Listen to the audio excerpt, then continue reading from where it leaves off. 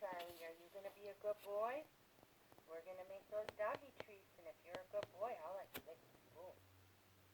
Ready? Let's double check our ingredients.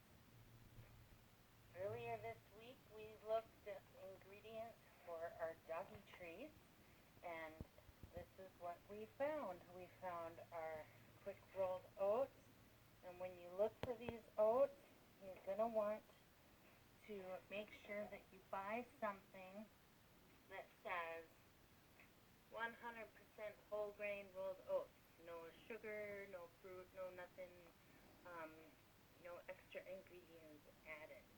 When you find your pumpkin, you want to look at the same thing. You want under your ingredients for it to say nothing except pumpkin. You don't want pre-made pumpkin pie mix, just plain old 100% pumpkin. Libby's is a good brand. And then we also want to make sure you do the same thing with your peanut butter, because some peanut butters have artificial sweeteners in it that can actually be really toxic to your dog. So when you get your peanut butter, you just want peanuts, and sometimes there's a little salt in there. Usually there's a preservative, but organic peanut, sea salt, no xanthan gum or anything weird like that in it. So now we have our ingredients. If you are allergic to peanuts, because we know some people who are, there are other things that you can use. You can use a little bit of olive oil or a little bit of butter or even a little bit of coconut oil. Or you can leave that out completely and just use pumpkin and oats. So to get started, we're going to take some of our oatmeal and we're going to turn it into oat flour. Or you can buy oat flour already made. So in order to do that, we have our nifty little Ninja blender here, or a food processor, or anything of that sort will work just as well. A mixing bowl, and we also have the spoon that is Charlie is waiting so impatiently to lick. While I am working on the flour, Ren is going to scoop that can of pumpkin that we opened into the mixing bowl. So while you're doing that, Ren, I'll get started on making the oat flour. So I'm going to take our quick oats.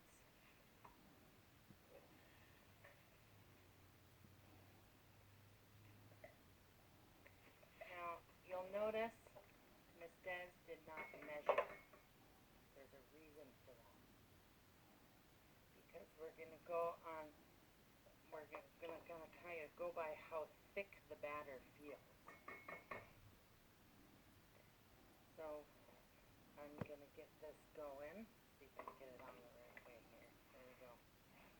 And watch it go. We're going to turn it from oats to flour.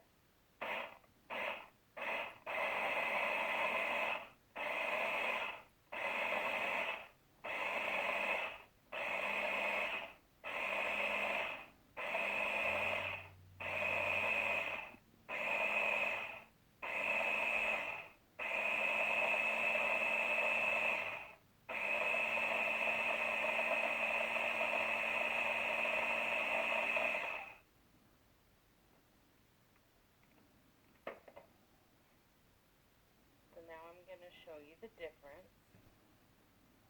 Here's what our oats looked like before we ground them up. I'll put some on the lid so we can compare. And now we ground it up into flour. See the difference? And this is what we're going to use. Now we're going to use more than what I made, and the reason that I didn't measure is because I make these treats a lot. So I have a whole container of oats that's already already ground up into flour. Why? Because that right there, you guys, is one of the luckiest dogs in the whole wide world. So, moving on, now that I know I have plenty of oat flour, Ren is going to take a third of a cup of peanut butter that we've already measured out and scoop that into the bowl and mix it around really good with the pumpkin.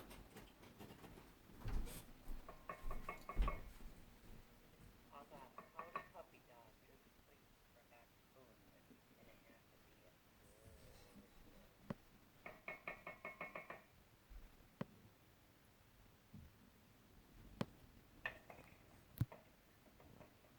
Mix that up good with the pumpkin.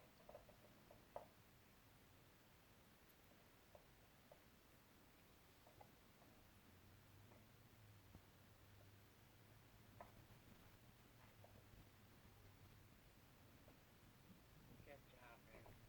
Smells like peanut butter and pumpkin. Want some? Oh, that dog treat. Okay, we've got our ground oats, and we've got our pumpkin and peanut butter mix.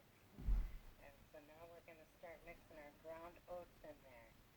Now, we always go by the consistency, which means how thick things are. So we don't know how much oats we're going to put in there yet. But we always start with 2 cups of ground oats. How big is your measuring cup, Ren? 1/2 cup.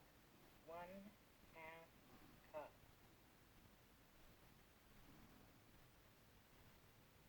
All right. So how many of those do we need to make 1 cup? 2. 1/2 plus 1/2 will make 1 cup.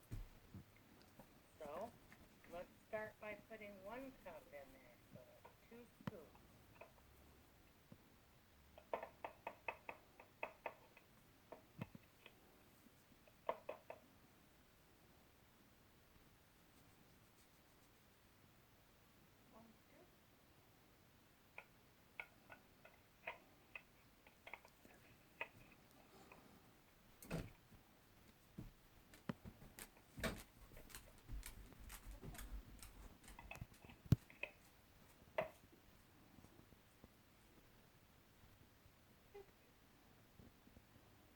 And I can put some more in there.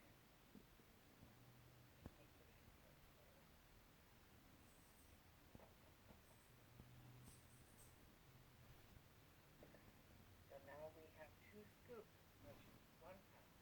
Now we need another cup. So that's how many more scoops? 2. All right. So 1/2 cup.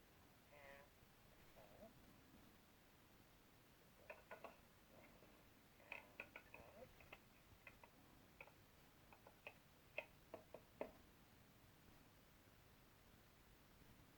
Now we have 2 cups of ground oats. So we've got to mix that up and see how thick it gets.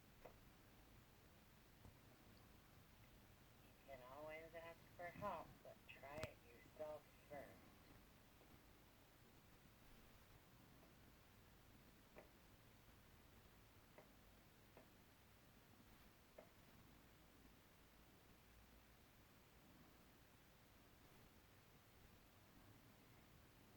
Mom, can you help? This is starting to bother my wrist a little bit. Sure, it's okay to ask for help. Well, Ren, you asked for help just about the perfect time. Look what you got going on here. It's kind of turned into a big ball of dough, but it's still pretty sticky. See how it's sticking to my fingers? And this is when we start talking about consistency, how something feels. We don't want the dough to stick to our fingers, but it's going to be hard to mix more in. So I'm going to take another scoop. It doesn't have to be quite full. And I'm going to put it on this cutting board right here. spread it out a little. I'm going to roll this dough out onto here. Sprinkle some on top so it doesn't stick to my hand. And I'm going to knead the dough. This is called kneading the dough.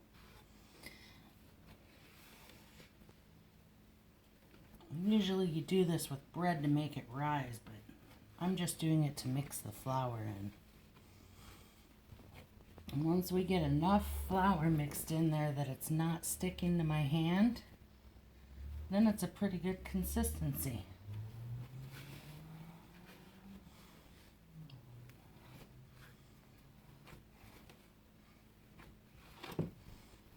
And this looks just about right. So now you can make these treats any shape that you want. What I'm going to do is I'm going to make little ones because I'm going to use them for training the dog. You can put a little bit more flour on your board.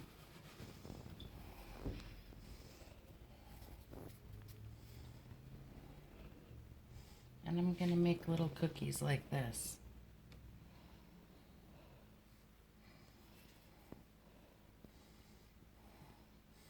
I kind of call these brat treats because when I'm taking my dog for a walk and he's being a brat, I can say, you better listen or you're not going to get a treat. And he listens. So you can do that, or you can cut them out with a cookie cutter or make fun little shapes, whatever you want. And then we're going to end up baking these in the oven. So I'm going to make up a bunch of these and put them on a pan. Okay, so we have got our oven preheated to 400 degrees, and we have you can use any cookie sheet you want. We're going to fill another one. I just happen to have this nifty pizza pan with holes in it that I use for everything. And we still have a lot of dough left. So you can refrigerate this dough, you can freeze this dough, defrost it, keep cooking at a later time, whatever you decide you want to do. So we're going to stick these in the oven at 400 degrees. And through the magic of the pause button, pretty soon you'll see them come out. These cookies take a different amount of time every time I make them. So just so we have a reference of time, right now it's 5:01. And I'm just going to keep checking them about every 10 minutes or so. And you can have them, you can keep them soft, but then you would have to keep them refrigerated.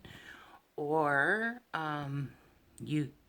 Charlie happens to like them crunchy, so I'll let them go a little bit longer, and because he likes them crunchy. But there's no way to ruin these cookies unless you get them to the point where they are totally burnt and your dog won't eat them.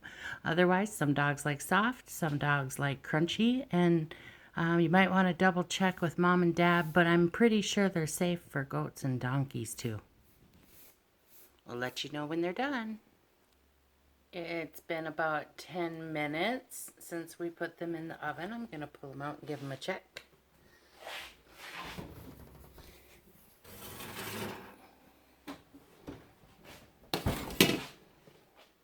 We're still rolling up some more. And you can see I flipped them over. It's getting a little bit brown on one side. It feels crispy on this side. It's still soft on the top. So I'm going to go ahead and flip these over and put them back in the oven. So excuse me while I flip them over, and I'll let you see when I'm done.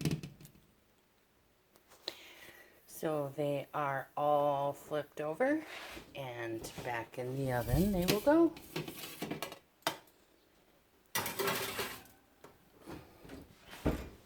We'll see you in another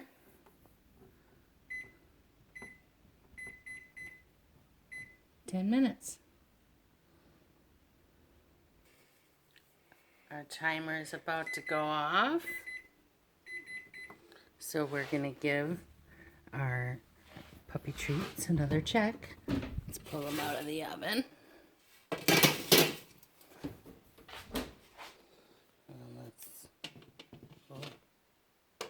They make a noise when you drop them. That's a good sign. And they're still soft in the middle. Charlie likes his crunchy, so I'm going to put them back in the oven for a little while. All right, I'm going to put them back in the oven.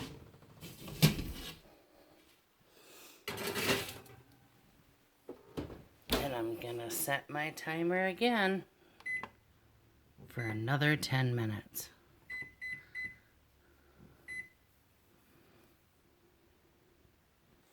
Okay, Charlie, I know you're getting impatient, and I said you could lick the spoon. Don't eat the spoon, lick the spoon. There you go.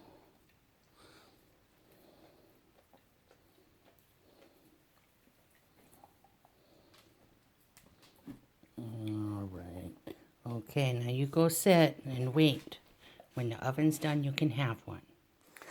Well, Charlie's licking the bowl, and Ren is making more. Our timer's not done yet, but our cookies are. So I'm going to pull them out, let them cool, and store them in the